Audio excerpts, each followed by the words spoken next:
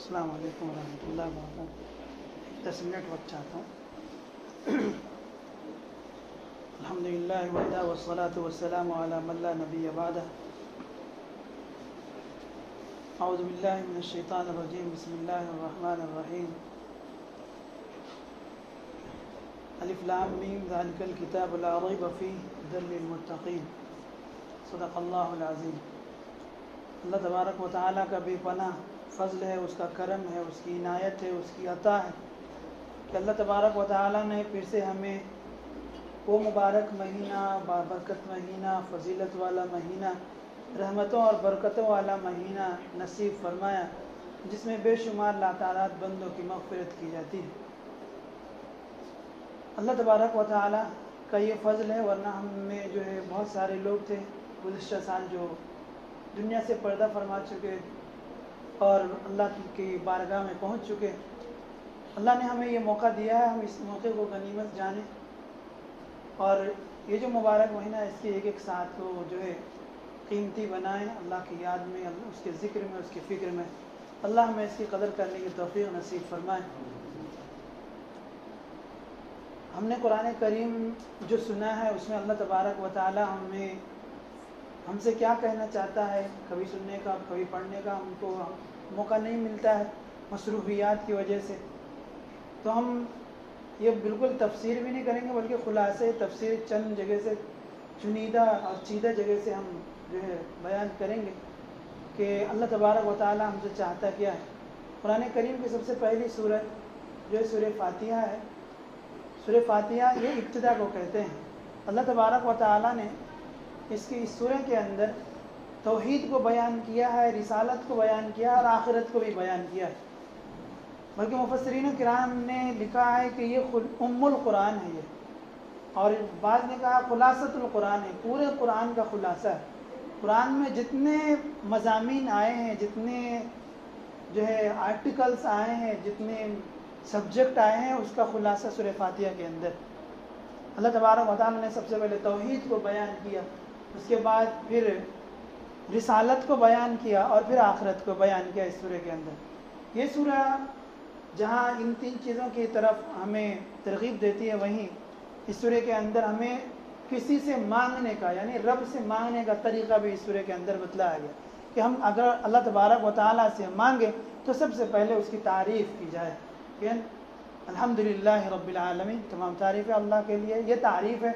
اس کے بعد جو ہے اللہ تبارک و تعالیٰ کی تعریف ہو جائے، پھر رسول کی رسالت، اور اس کے بعد پھر اپنے بارے میں مانگے اہدنا الصراط المستقیم، کہ یعنی جو ہمیں چاہیے اس کو. تو سب سے پہلے ہم دنیا میں بھی دیکھتے ہیں کہ اگر کسی کلکٹر کے پاس، کسی سی ایم پی ایم کے پاس جاتے ہیں تو پہلے ان کی تعریف کے پل باندھتے ہیں.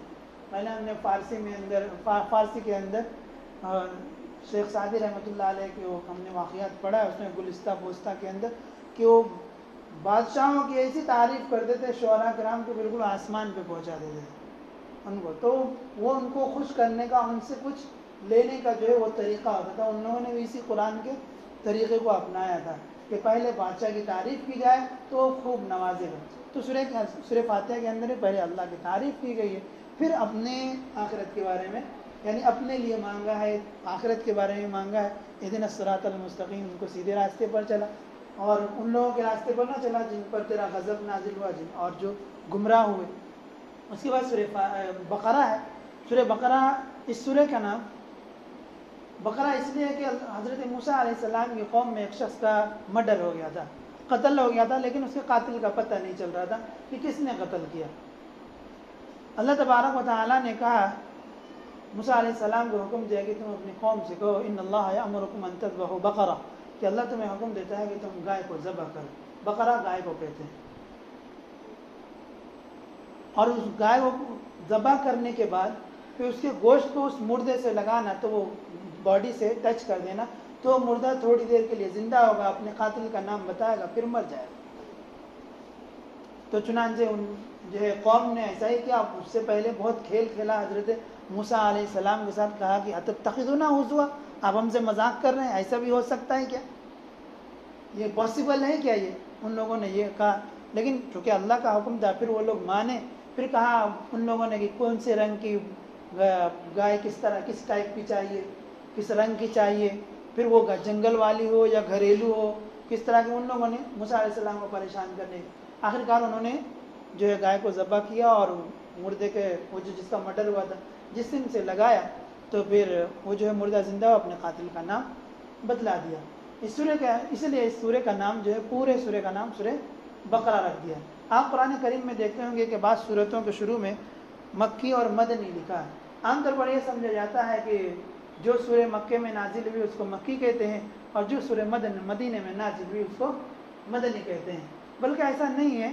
بلکہ یہ حقیقت اس کی یہ ہے کہ آپ صلی اللہ علیہ وسلم کی ہجرت کرنے سے پہلے جو صورتیں نازل ہوئی اس کو مکی کہتے ہیں، اور جو صورتیں ہجرت کے بعد نازل ہوئی اس کو مدنی کہتے ہیں. بہت ساری قرآن کی ایسی بھی صورتیں ہیں ہجرت کے بعد نازل ہوئی ہیں، مکے کے اندر نازل ہوئی، لیکن اس کو مکی سورہ نہیں کہتے، مدنی سورہ کہتے ہیں. اس سورہ کے اندر اللہ تبارک و تعالیٰ نے بالکل شروع میں اپنی کتاب کی جو ہے مضبوط ہونے کو، بین دلیل ہونے کو اور ہدایت کا ذریعہ ہونے کو بتلایا، ھدی للمتقین. وہیں اس کے شروع میں الف لام میم سورہ مقطعات سے اس کو شروع کیا.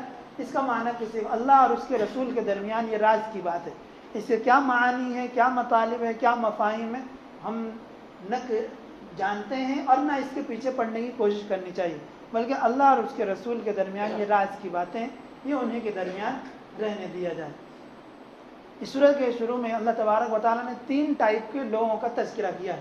چونکہ دنیا میں 3 ٹائپ کے لوگ ہیں، یا تو وہ مومن ہیں، یا پھر وہ کافر ہیں، یا پھر وہ منافقین ہیں. 3 ہی کیٹیگری ہے دنیا میں لوگوں کی. تو اللہ تبارک و تعالیٰ نے سب سے پہلے مومنین کا تذکرہ کیا. اچھے لوگوں کا تذکرہ پہلے کیا جاتا ہے کہ الذین یؤمنون بالغیب، کہ وہ لوگ ہیں جو غیب کی باتوں پر ایمان رکھتے ہیں، یقین لاتے ہیں. نہ ہم نے رسول کو دیکھا، ہم نے تو رسول کو بھی نہیں دیکھا ہے، اللہ ہمیں زیارت نصیب کرے.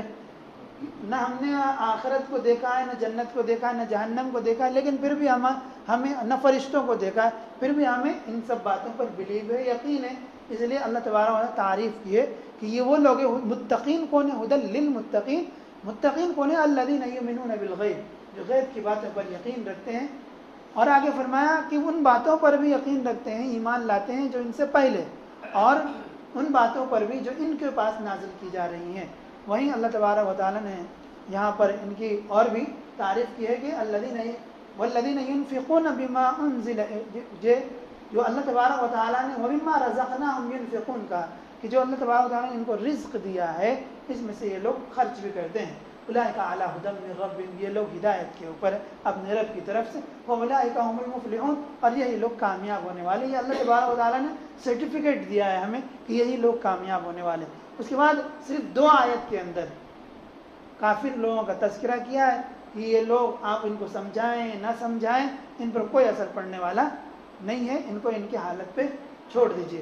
اس کے بعد 13 آیتوں کے اندر منافقین کی ریشہ دوانیوں کی، ان کی بری صفات کو 13 آیت کے اندر بیان کیا ہے. تفصیل کا موقع یہاں پر نہیں ہے. ان کی وہی صفات ہیں کہ جو وَإِذَا لَقُوا الَّذِينَ آمَنُوا قَالُوا آمَنَّا، مومنین سے ملتے ہیں تو کہتے ہیں ہم تو آپ کے ساتھ ہیں.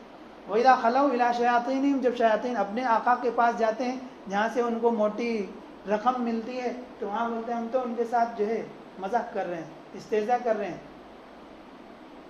اور ان کی دوسری صفت کیا ہے کہ یہ لوگ کہتے ہیں جب ان سے کہا جاتا ہے لا تفسدوا فی الارض، بھائی ادھر ادھر کی لگا کر کے زمین پہ فساد مت پھیلا، تو کہتے ہیں کہ انما نحن مصلحون، ہم تو اصلاح کرنے والے لوگ ہیں، ہم تو یونٹی قائم کرنے والے لوگ ہیں. لیکن حقیقت میں یہ لوگ اللہ تبارک و تعالیٰ نے کہا الا انہم المفسدون، یہی لوگ فسادی ہیں جو ادھر کی ادھر ادھر کی ادھر لگاتے ہیں.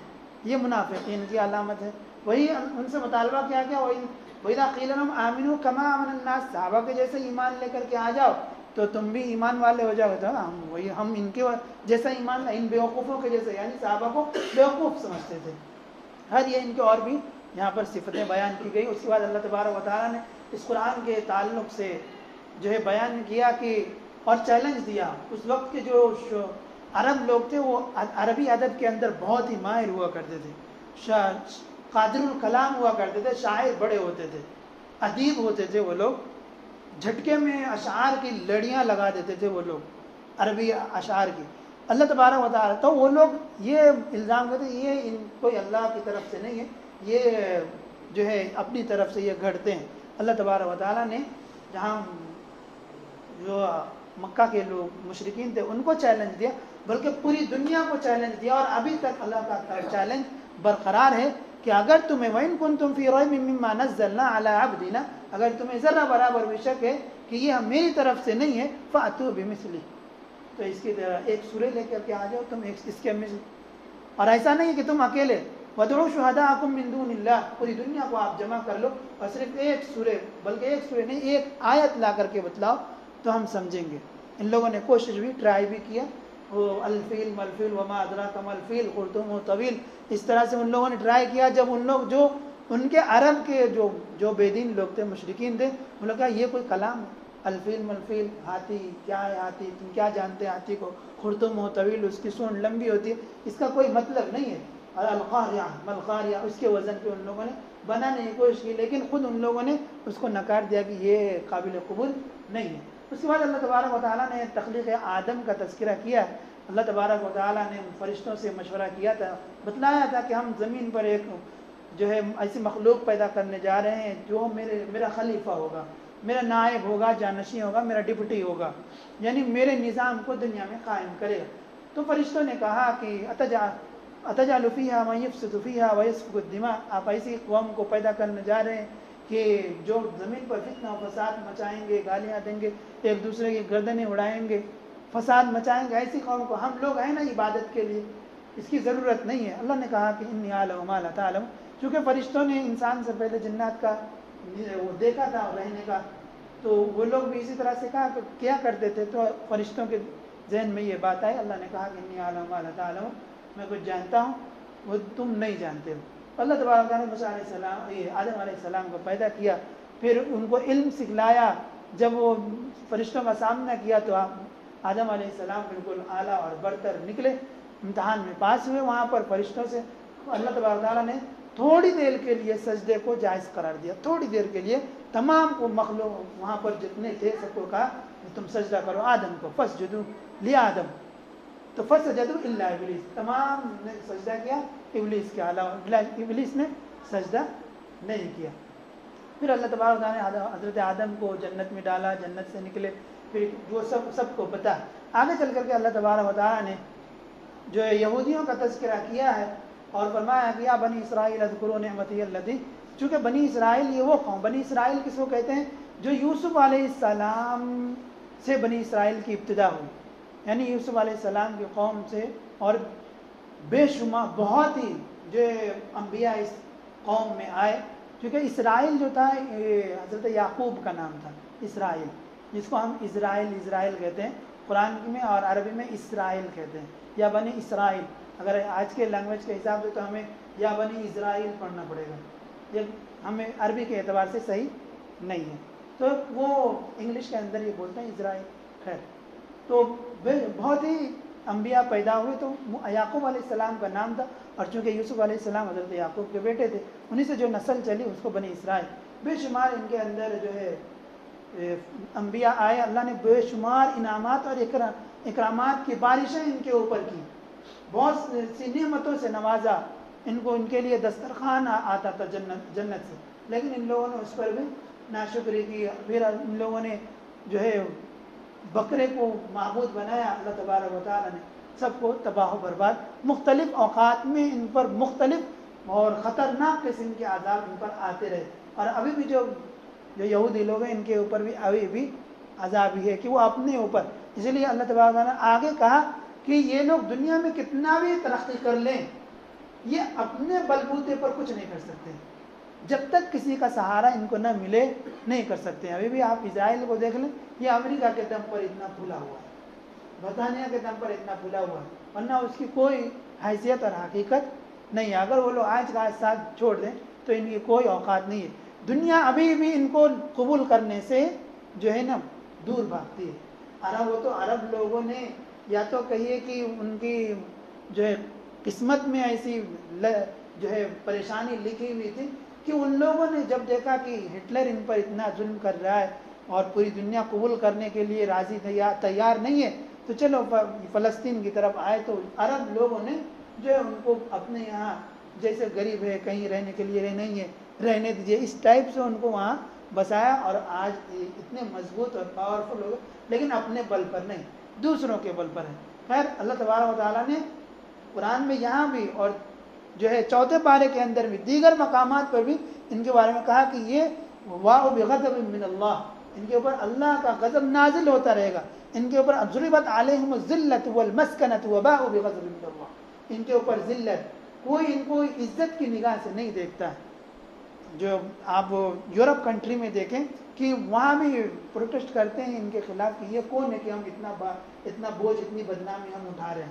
خیر، اور والمسکنہ کہ ان کے لیے مسکنت بھی، کوئی اپنا ٹھکانہ ابھی تک نہیں ہے۔ ابھی دنیا آدھی دنیا نہیں مانتی ہے اسرائیل کو کہ یہ ایک کنٹری ہے، بڑی دنیا نہیں مانتی کہ اللہ نے ان کے اوپر یہ ٹھپا لگا دیا کہ ان کی کوئی نہ عزت ہوگی اور نہ ان کے جو ہے کوئی مسکنت یعنی کوئی ٹھکانہ اپنا ہوگا، پراپر ٹھکانہ ان کا نہیں ہوگا، کہ اللہ نے ان کے اوپر بیان کی یہ ٹھپا لگا دیا ہوا۔ آگے چل کر کے اللہ تبارک و تعالیٰ نے انہی لوگوں کے سلسلے میں کہ کہا، یہ لوگ دعویٰ کرتے تھے وقالوا لن يدخل الجنة الا من كان هودا او نصارى، کہ جنت میں تو صرف یہود اور نصارہ ہی داخل ہوں گے، یعنی کرسچن اور یہود ہی جنت کے حقدار ہیں، یہ لوگ ان لوگوں کے لیے جنت ونت نہیں ہے۔ اللہ تبارک و تعالیٰ نے کہا کہ اگر ہے تو قل ہاتوا برہانکم، ان کو کہیے کہ کوئی دلیل ایویڈنس لے کر کے آئے، ثبوت لائے کہ ہاں ان کے لیے جنت ہے۔ اللہ تبارک و تعالیٰ نے ان کی خصوصیت کو بیان کیا، وَلَا تَجِدَنَّهُمْ أَحْرَصَ النَّاسِ عَلَىٰ حَيَاةٍ، یہ زندگی کے بہت ہی حریص ہیں، مرنے سے پوری دنیا میں سب سے زیادہ جو قوم ڈرتی ہے وہ یہود قوم ہے۔ دیکھیے آدھا اسرائیل خالی ہو چکا ہے، حالانکہ وہی لوگ پاورفل ہیں اور وہی خالی کر رہے ہیں، کیونکہ موت سے یہ اللہ کی جانب سے ان کو موت سے سب سے زیادہ ڈر ہے۔ اللہ تبارک و تعالیٰ نے دیگر مقامات میں بھی کہا کہ ان کو کہیے کہ اگر حق پر ہے کہ موت کی تمنا کرے، وَلَن يَتَمَنَّوهُ أَبَدًا بِمَا قَدَّمَتْ أَيْدِيهِمْ، یہ کبھی بھی موت کی تمنا نہیں کریں گے۔ اس کے بعد اللہ تبارک و تعالیٰ نے آگے چل کر کے ہاروت اور ماروت دو فرشتوں کا تذکرہ کیا ہے۔ یہ ہاروت اور ماروت حضرت سلیمان علیہ السلام کے بعد جو ہے یہ دو فرشتوں کو جو ہے اللہ تبارک و تعالیٰ نے جادو سکھلا کر کے بھیجا تھا۔ تو وہ لوگ کہتے تھے فرشتے، وہ دونوں ہاروت اور ماروت، کہ ہم تمہارے درمیان آزمائش کے لیے ہیں، امتحان کے لیے، تم ہم سے وہ علم مت سیکھو جس سے تم اپنا نقصان کر لو اور جو ہے لوگوں کا نقصان کرتے پھرو۔ تو وہ لوگ وَيَتَعَلَّمُونَ مَا يَضُرُّهُمْ، یہ لوگ ان فرشتوں سے وہی سیکھتے تھے جو ان کے لیے نقصان دہ ہوتا تھا، وَلَا يَنفَعُهُمْ، ان کو نفع بھی نہیں ملتا تھا، لوگوں میں تفریق کرنا، ان کو پریشان کرنا اس جادو کے ذریعے سے۔ پھر اللہ تبارک و تعالیٰ نے ان فرشتوں کو ایک مدت تک رکھا اور پھر ان کو جو ہے اٹھا دیا۔ آگے چل کر کے اللہ تبارک و تعالیٰ نے پھر انہی یہودوں اور نصارہ جو ابھی ان کے اندر یونٹی دکھائی دیتی ہے، ان کے اندر حقیقت میں یونٹی نہیں ہے، وہ اپنے اپنے مفاد کے لیے ایک جگہ ہے، جس دن ان کا مفاد الگ ہوگا یہ لوگ الگ ہو جائیں گے۔ وقالت اليهود ليست النصارى على شيء وقالت النصارى ليست اليهود على شيء، یہود کہتے ہیں کہ نصارہ صحیح حق پر نہیں ہے، نصارہ کرسچن کہتے ہیں یہود صحیح نہیں ہے، یہ دونوں میں یہ قرآن کہہ رہا ہے۔ اسی لیے جب عیسیٰ علیہ السلام تشریف لائیں گے تو سارے عیسائی ان کے ساتھ نہیں جائیں گے، کن کے ساتھ آئیں گے؟ حضرت عیسیٰ کہاں آئیں گے؟ مسلمانوں کے درمیان آئیں گے۔ تو کرسچن جو ہے، عیسائی جو ہے اس وقت ان کا ساتھ نہیں دیں گے، بلکہ مسلمانوں کا اکثر جو ہے مسلمانوں کا ساتھ دیں گے، وقتی طور پر اپنے اپنے مفاد کے لیے کوئی کسی سے بھی دوستی کر بیٹھتا ہے، ابھی ان کی دوستی چل رہی ہے۔ خیر آگے چل کر کے اللہ تبارک و تعالیٰ نے پھر بنی اسرائیل کا تذکرہ کیا اور اس کے بعد پھر حضرت ابراہیم علیہ السلام کے واقعہ کے بیان کیا ہے، یعنی بنائے کعبۃ اللہ کی تعمیر کے سلسلے میں، کہ پھر اللہ تبارک و تعالیٰ کا وَإِذِ ابْتَلَىٰ إِبْرَاهِيمَ رَبُّهُ بِكَلِمَاتٍ فَأَتَمَّهُنَّ، کہ حضرت ابراہیم کا اللہ تبارک و تعالیٰ نے چند چیزوں کے ذریعے امتحان لیا تو وہ امتحان میں پورے اترے، تو پھر ہم نے کیا کیا؟ ہم نے ان کو دنیا کا امام بنا دیا۔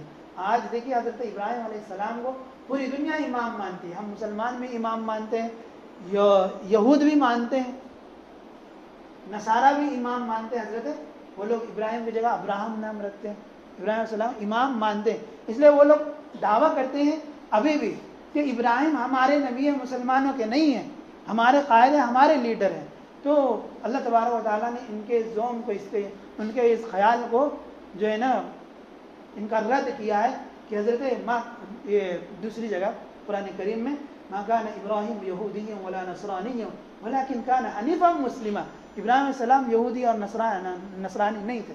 ابراہیم علیہ السلام کہاں ہے اور بنی اسرائیل کہاں ہے؟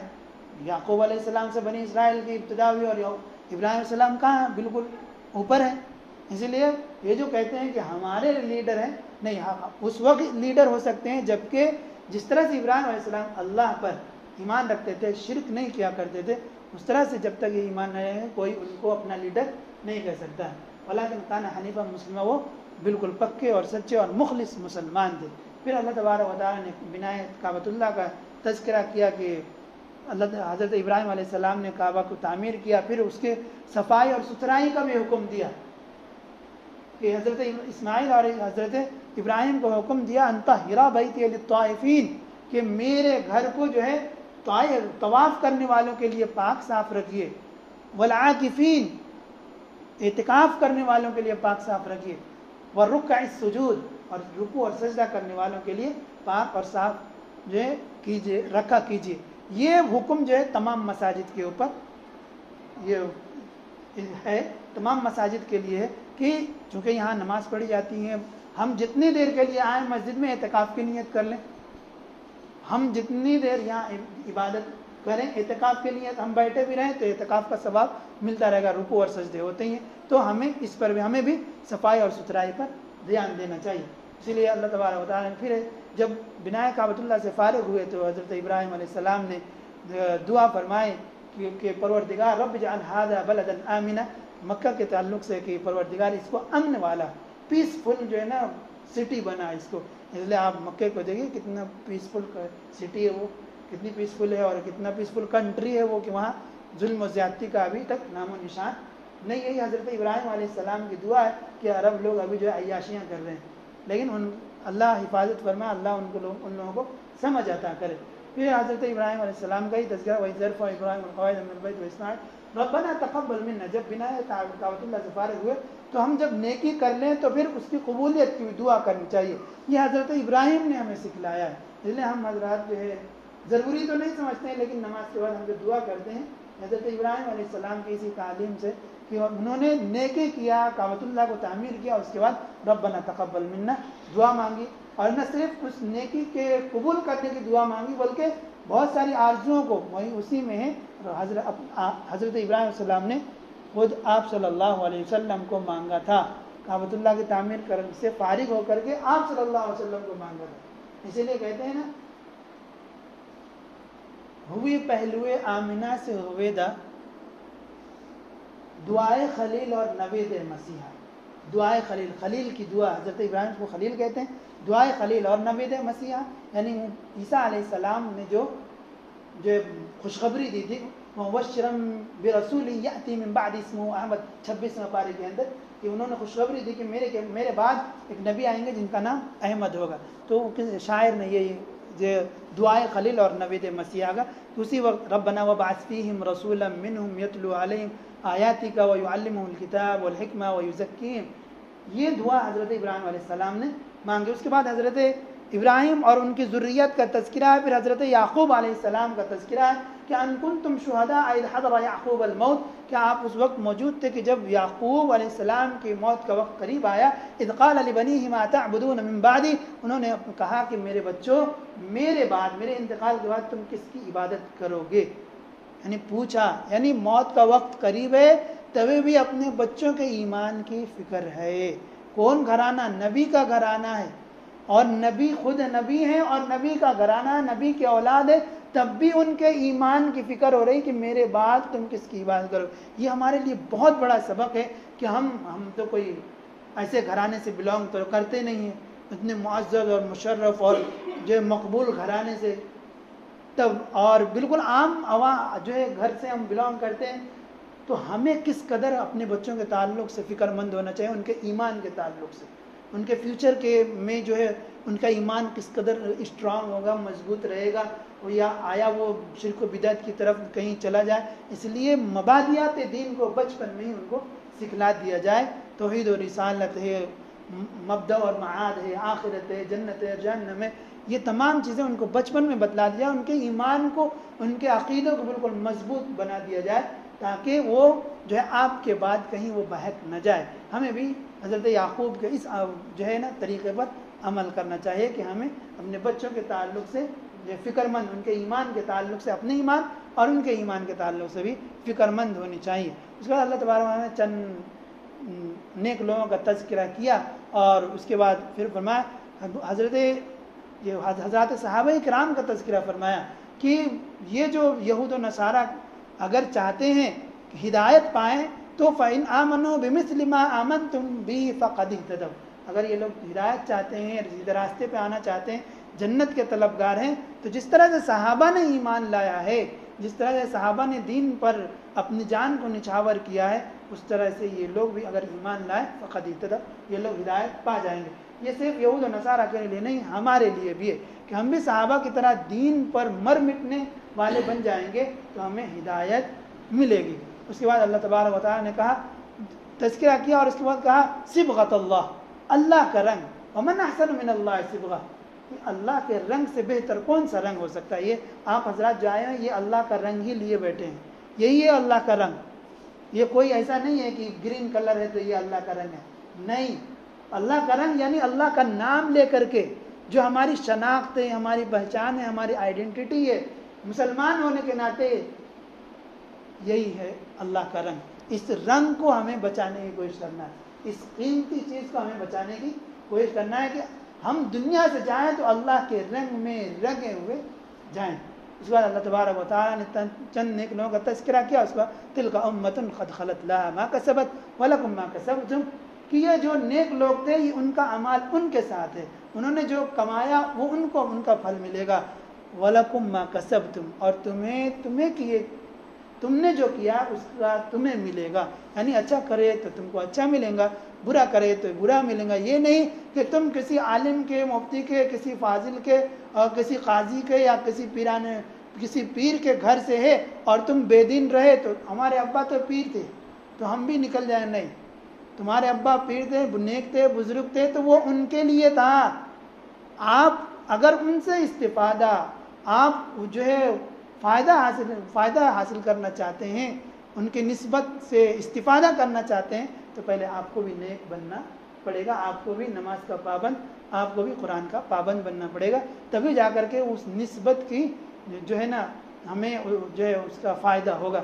نہیں تو صرف نام سے، پدرم سلطان بود سے ہم ابھی اگر کہیں کہ بھائی ہمارے ابا بادشاہ تھے، کوئی فائدہ ہے میرے بولنے کا؟ تمہارے ابا بادشاہ، تو کیا یہ بتا، تو ہمارے ابا بزرگ تھے، یہ نہیں چلتا آخرت میں اللہ کے یہاں، تم کیا ہے یہ بتاؤ، تمہارے اعمال کتنے یہ بتاؤ۔ اللہ تبارک و تعالی ہمیں اپنے اعمال کو سدھارنے کی توفیق نصیب فرما، نیک عمل کرنے کی توفیق نصیب فرما، ہمیں ہماری نیکیوں کو، تراویح کو، قرآن کی تلاوتوں کو قبول فرما۔ اور اس مہینے ہجرت کیا تو آپ صلی اللہ علیہ وسلم بیت المقدس کی طرف رخ کر کے نماز پڑھتے تھے، جس کو قبلہ اول کہتے ہیں ان لوگ اصطلاح میں۔ تقریباً 16-17 مہینے تک آپ صلی اللہ علیہ وسلم نے بیت المقدس کی طرف رخ کر کے نماز پڑھی، لیکن آپ صلی اللہ علیہ وسلم کی خواہش تھی، چاہت تھی، دلی آرزو تھی، تمنا تھی کہ میرے جد امجد یعنی حضرت اسماعیل کی اولاد سے آپ صلی اللہ علیہ وسلم، تو انہوں نے جو کعبہ تعمیر کیا، یعنی حضرت ابراہیم اور حضرت اسماعیل نے، اس کی طرف رخ کر کے ہم نماز پڑھا کریں۔ آپ صلی اللہ علیہ وسلم کی خواہش تھی، تو ایک دن اللہ تبارک و تعالی نے نماز کے درمیان ہی جو ہے آیت نازل کر دی، فَوَلِّ وَجْهَكَ شَطْرَ الْمَسْجِدِ الْحَرَامِ، کہ آپ جو بار بار آسمان کی طرف دیکھ رہے ہیں کہ کب اللہ کا حکم آئے اور میں جو ہے اپنے جد امجد حضرت ابراہیم اور حضرت اسماعیل کے بنائے ہوئے کعبے کی طرف رخ کر کے نماز پڑھو، تو آپ پھر جائیے، اپنا رخ شطر المسجد الحرام، مسجد حرام کی طرف کر لیجیے۔ اس پر یہود و نصارہ نے اعتراض بھی کیا کہ ایسا کیسا دین ہے، کیونکہ ان کو تکلیف تھی کہ ان کے جو جد امجد تھے، کہ حضرت سلیمان نے اس کو بنایا تھا، وہ بنی اسرائیل میں سے تھے، تو ان کو تکلیف ہوئی کہ ہمارے کعبے کی طرف پڑھ کے نماز پڑھ رہے تھے، یہ کیسا دین ہے کہ ان جو ہے کبھی ادھر نماز پڑھو بولتے کبھی ادھر۔ تو اللہ تبارک و تعالیٰ نے آگے چل کر کے بتلایا ہے کہ لیس البر ان تولوا وجوہکم قبل المشرق والمغرب ولکن البر من آمن باللہ، کہ نیکی یہ نہیں ہے کہ آپ مشرق کی طرف یا مغرب کی طرف رخ کر کے یا یعنی بیت المقدس کی طرف رخ کر کے نماز پڑھیں یا مسجد حرام کی طرف، بلکہ نیکی کس کو کہتے ہیں کہ جب جس وقت جس طرح جیسا اللہ کا حکم آ جائے اس کو ماننا ہے۔ اب چونکہ اللہ کا حکم آیا ہے تو ہم اللہ کا حکم مانتے ہوئے مسلمانوں نے کعبے کی طرف رخ کیا ہے۔ تو تمہارا یہ اعتراض اصل میں اعتراض نہیں ہے، بلکہ تم کو تکلیف ہوئی ہے کہ ہم جو نماز پڑھا کرتے جس کی طرف اس کی طرف رخ کر کے نماز پڑھتے تو ہماری ایک طرح کی فوقیت رہتی کہ ہاں ہمارے کعبے کی یہ لوگ بھی اقتدا کرتے ہیں، لیکن اللہ تبارک و تعالیٰ بالکل جو چاہے کر سکتا ہے۔ اللہ تبارک و تعالیٰ نے حکم دے دیا کہ آپ اپنا رخ جو ہے مسجد حرام کی طرف کر دیجیے۔ نماز کے درمیان میں ہی تو یہ حکم آیا، تو نماز کے درمیان میں آپ صلی اللہ علیہ وسلم اور صحابہ اپنے رخوں کا مسجد حرام کی طرف کر لیا۔ جو حضرات گئے ہوئے ہیں وہ جانتے ہوں گے کہ ابھی بھی وہ مسجد کا وہاں پہ مسجد بنا دی گئی ہے، مسجد قبلتین۔ ہمارے وسیم بھائی جائیں کہ اللہ ان کو جو ہے زیارت نصیب فرمائے، اور بھی ہمارے دیگر مسجد ساتھی اس مسجد سے جا رہے ہیں، اللہ ان کے جانے کو قبول فرمائے۔ عارف بھائی کا بھی ارادہ ہے، اللہ قبول فرمائے، ہم لوگوں کو بھی قبول فرمائے۔ بڑی دلی آرزو تمنا ہوتی ہے کہ وہاں اپنے محبوب کے اپنے آقا کے دربار کو دیکھیں، اللہ ہمیں نصیب فرمائے۔ آگے چل کر کے اللہ تبارک و تعالیٰ نے چند چیزوں کے جو ہے حرام ہونے کا تذکرہ کیا ہے۔ حرمت علیکم المیتۃ والدم ولحم الخنزیر، کہ اللہ تبارک و تعالیٰ نے دم کو یعنی خون کو حرام فرمایا ہے، اسی طرح سے خنزیر کو حرام فرمایا ہے، اور بھی وہاں پر اور چیزیں بیان کی گئیں جس کو حرام کر دیا گیا ہے۔ ان چیزوں کے قریب ہمیں نہیں جانا چاہیے۔ پھر آگے چل کر کے اللہ تبارک و تعالیٰ نے فرمایا کہ یا ایھا الذین آمنوا کتب علیکم الصیام، کہ تم پر روزے فرض کیے گئے ہیں، اور ایسا یہ نہیں ہے کہ خالی تم پر روزے فرض کیے گئے، بلکہ تم سے پہلے لوگوں کے اوپر بھی فرض کیے گئے تھے۔ کوئی چیز اگر پہلے سے وجود میں ہو تو سامنے والے کو کرنا آسان ہوتا ہے۔ کسی چیز کا پہلے سے اگر اس کے ماڈل تیار ہو، نمونہ ہو، اس کا پیمانہ بنا ہوا ہو تو دوسری مرتبہ کرنا جو ہے لوگوں کو آسان لگتا ہے۔ تو اللہ تبارک و تعالیٰ نے کہا کہ یہ ایسا نہیں ہے کہ تم پر ہی روزے فرض کیے گئے، نہیں، بلکہ تم سے پہلے لوگوں پر بھی فرض کیے گئے۔ کیوں بھائی؟ کیوں روزہ فرض کیا گیا؟ لعلکم تتقون، تاکہ تم متقی اور پرہیزگار بن جاؤ، یعنی اللہ تبارک و تعالیٰ سے ڈرنے والے بن جاؤ۔ اور روزہ جو ہے یہ تقویٰ کی ایک سیڑھی ہے، تقویٰ کی ایک سیڑھی ہے۔ اسی کے آگے اللہ تبارک و تعالیٰ نے پھر رمضان کے تعلق سے بیان فرمایا کہ یہ رمضان وہ مہینہ ہے جس کے اندر قرآن نازل ہوا، اور وہ قرآن جو ہدایت کا ذریعہ ہے، منبع ہے، جس پر عمل کر کے کوئی بھی ہدایت پا سکتا ہے۔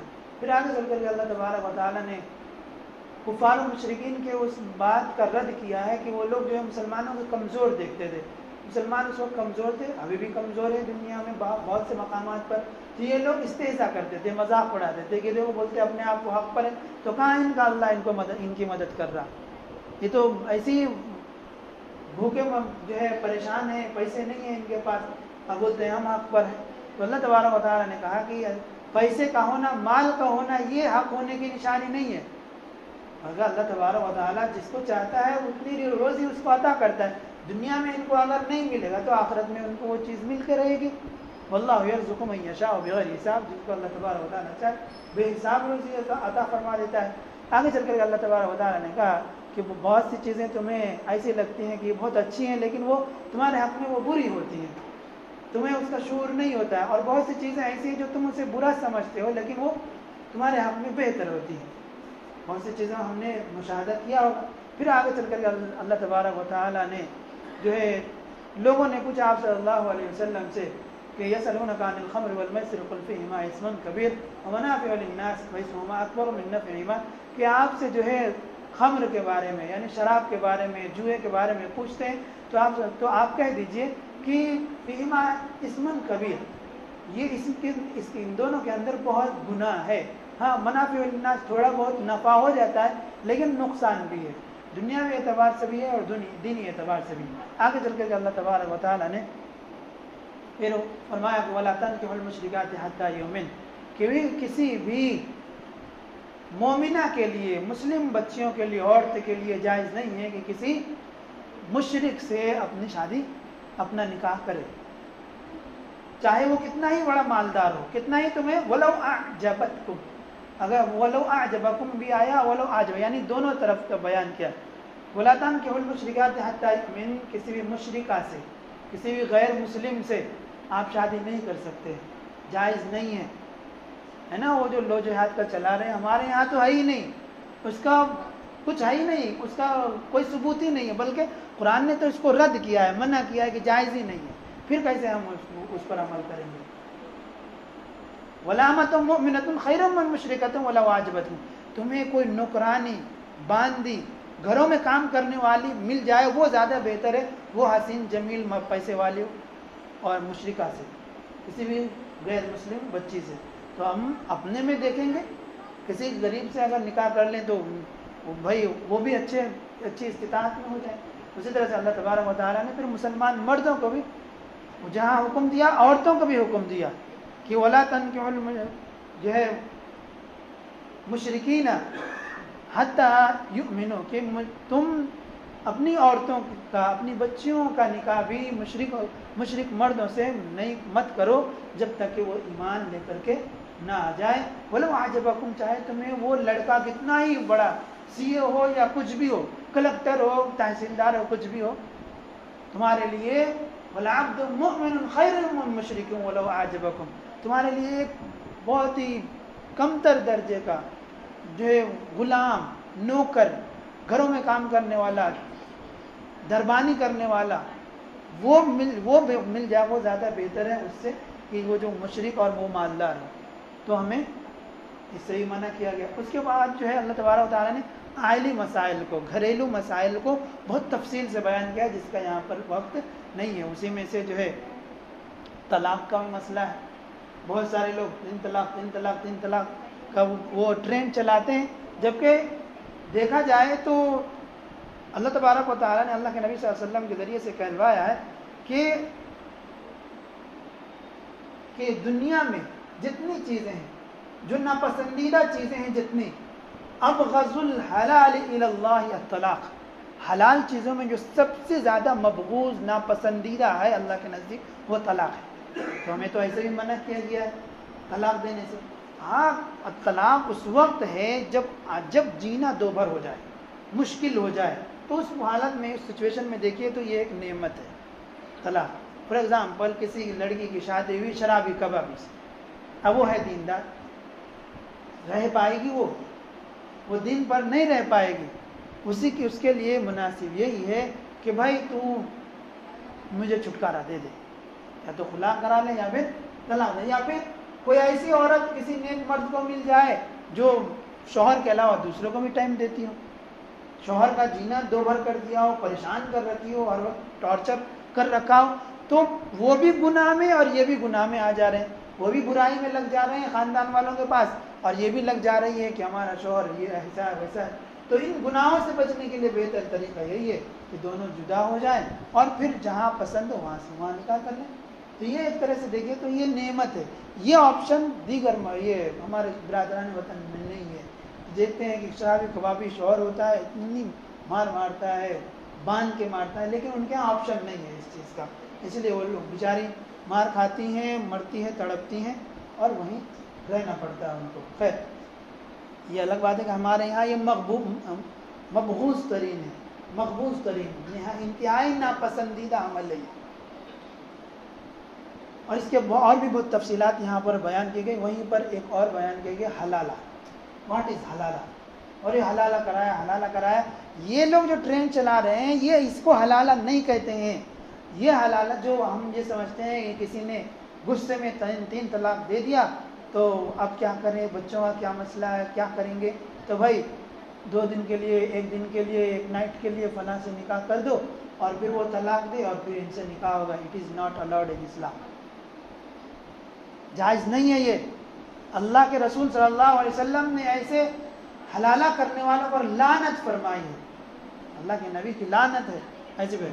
تو یہ حلالہ اسلام میں جائز نہیں ہے۔ حلالہ کہتے ہیں کس کو ہے کہ اگر کسی کو طلاق ہو گئی، یعنی وہ بھی طلاق دینا ہے تو وقفے سے سدھرنے کا موقع دینا ہے، ایسا نہیں۔ اب اگر 3 طلاق ہو گئی لیکن اس نے عدت گزاری، کسی اور سے نکاح ہوا، اور چونکہ 3 طلاق کے بعد وہ شادی کر نہیں سکتی، کسی اور سے نکاح ہوا، وہ شوہر کی وفات ہو گئی، اب وفات ہونے کے بعد پھر عدت گزاری، اب اگر دونوں چاہ رہے ہیں شادی کرنا تو کر سکتے ہیں کیونکہ بیچ میں حلالہ ہو چکا. اس کو حلالہ بولتے ہیں. 1 نائٹ 2 نائٹ 3 نائٹ 1 ہفتہ 15 دن 20 دن گزارنے کو حلالہ نہیں کہتے ہیں. یعنی حلالہ کہتے ہیں حلال ہونے کو. یعنی وہ عورت جس کو تو نے چھوڑ دیا تھا اب دوسرے کے پاس رہ کر کے وہ اپنا وقت گزاری ہے, اس کا شوہر فوت ہو گیا یا کسی وجہ سے جدائیگی ہو گئی ہے, تو اب اگر دونوں کے دل میں چاہت ہے اپنی مرضی سے آنا چاہتے ہیں تو آ سکتے ہیں, چونکہ ان کا حلالہ ہو چکا. اس کو حلالہ کہتے ہیں. وہ اس کو جو میڈیا میں چلائے جاتے ہیں اس کو حلالہ نہیں کہتے. دوسرے پارے کے آخر میں اللہ تبارک و تعالیٰ نے جو ہے بنی اسرائیل کے 2 واقعے کو بیان کیا ہے. بنی اسرائیل کے پر جو ہے بہت ظلم ہوا تھا. ایک ظالم قوم نے جو ہے ان کو ان کے شہر سے نکال دیا تھا. تو یہ لوگ اب اس وقت کے نبی سے جو ہے درخواست کی کہ ہمارا ایک بادشاہ مقرر کر دیجیے, اور وہ بادشاہ ہمیں حکم دے گا لڑنے کا, ان سے ہم لڑیں گے اور ان کو اپنے شہروں سے نکال دیں گے, وہ ہمارے شہروں پر قابض ہے. تو وہ نبی جو ہے فرمایا کہ وقال لهم نبيهم ان الله قد بعث لكم طالوت ملكا, کہ دیکھو تمہارے اوپر اللہ تبارک و تعالیٰ نے طالوت کو جو ہے بادشاہ مقرر کر دیا. طالوت علم والے تھے, نالج والے تھے, لیکن مالدار گھرانے سے بلانگ نہیں کرتے تھے. اچھے ہٹے کٹے تھے سب, جسم کے اندر بھی ٹھیک ٹھاک تھے, لیکن اسی کو فرمایا بسطن فی العلم والجسم, علم کے اندر اور جسم کے اندر ان کو وہ جو اسٹرانگ تھے, مضبوط تھے. لیکن ان لوگوں نے کہا کہ ایسا کیسے ہو سکتا ہے, ارے بھائی بادشاہ بنے تو ہم مالدار بنیں گے, ہمارے پاس جو پیسے ہیں تو ہم ذمہ دار بنیں گے, یہ کیا ایک مسجد کے امام کو بنا دیے تم بادشاہ. ان لوگوں نے ایکسیپٹ نہیں کیا. لیکن پھر ان لوگوں نے پوچھا وہیں پر کہا انا یکون لہ الملک, ان کے لیے بادشاہت کیسے ہو سکتی ہے, کوئی نشانی بتلاؤ. تو پھر نبی نے وقال لهم نبیهم ان آیۃ ملکی ان یأتیکم التابوت فیہ سکینۃ من ربکم وبقیۃ مما ترک آل موسیٰ وآل ہارون تحملہ الملائکہ, کہ دیکھو ان کے بادشاہ ہونے کی, اللہ کی جانب سے بادشاہ ہونے کی علامت یہ ہے کہ بنی اسرائیل کے پاس جو ہے حضرت عیسیٰ علیہ السلام, موسیٰ علیہ السلام اور دیگر انبیاء کی جو ہے مبارک چیزیں, نشانیاں تھیں, تبرکات, اور جہاں بھی وہ لوگ جاتے تھے تو اس تبرکات کو سامنے رکھ کر کے جاتے تھے. تو جہاں بھی جاتے تھے اس جنگ میں, اس لڑائی میں, اس جگہ ان کی فتح یقینی تھی.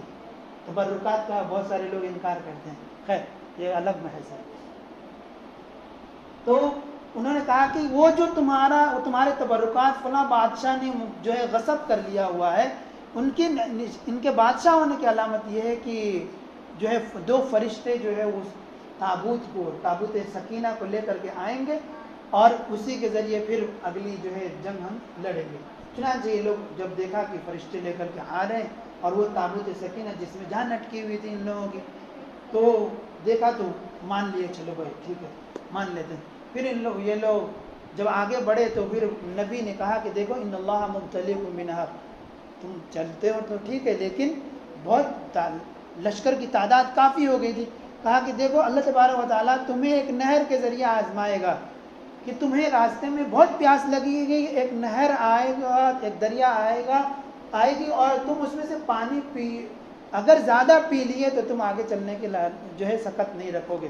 ہاں تم جو ہے ایک جو ہے چلو یا 2 چلو پی لو, 1-2 گھٹ پی لو تو ٹھیک ہے. اب یہ لوگ چونکہ گرمی میں چل رہے تھے, تھکے مان رہے تھے, دریا آتے ہی گھٹاگھٹ مار دی.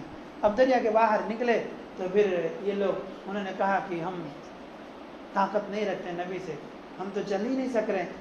یہاں تک کہ جو ہزاروں کی تعداد میں لشکر تھا 313 ہی بچے. یعنی جن لوگوں نے اللہ کے نبی کا حکم مانا, 1 یا 2 گھٹ پیا, وہ وہی 313 جو تعداد غزوہ بدر میں,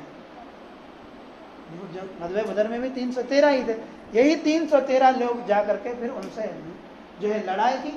وہیں پر فرمایا وَكَمْ مِنْ فِئَةٍ قَلِيلَةٍ غَلَبَتْ فِئَةً كَثِيرَةً بِإِذْنِ اللَّهِ, بہت مرتبہ, کئیوں مرتبہ ایسا ہوا ہے کہ چھوٹی سی جماعت نے ایک بڑی جماعت کو شکست فاش دیے, ہرایا.